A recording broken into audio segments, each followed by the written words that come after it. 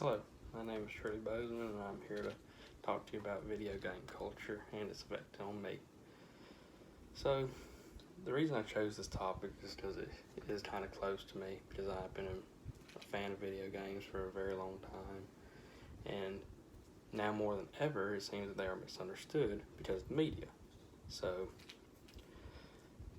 I would like to just tell you how important this culture is to me, and hopefully you can get something out of that. So, I was introduced to video games at the very young age of 4. My very first console was a Nintendo DS that my uncle got for me as a birthday gift. I still have it to this day, and it still works, everything. I love it. And now I have 5 different consoles, and as well as probably over 100 video games as well. And not only that, but the reason that I chose this topic is because a lot of this culture is misunderstood in the media, because with the influx of mass shootings that we've had within the last decade, I'd say, a lot of these media outlets and politicians like to make video games scapegoat. So I believe that this may help set the record straight a little bit and just inform people out there that, hey, not all of them are so bad. So, for the main part, we're misunderstood because of the violent ones. Things like Call of Duty and first-person shooters and Mortal Kombat, the really gory, bloody, war-type games and things. And while they are gory and bloody and everything, that doesn't necessarily mean that they're going to cause someone to act out in a violent way. Take for example CNBC's article I found online. There is no correlation between violent video games and violent behavior. There's actually a downtrend between those who play video games and violent behavior. So therefore, most of these claims are moot. Not only that, but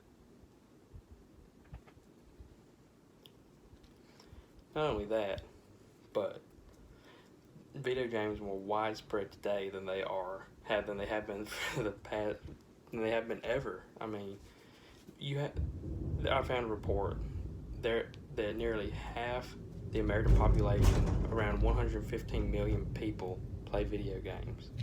That is an astronomical number when you think about it, compared to how it was just a few niche groups that originally played them in the 90s and the early 2000s. In just a short amount of time, we've come to be half the American population. So that should give you a little bit of background on how many people and play video games and how large culture is. So, with that being said, I would like to say that let me get my words straight.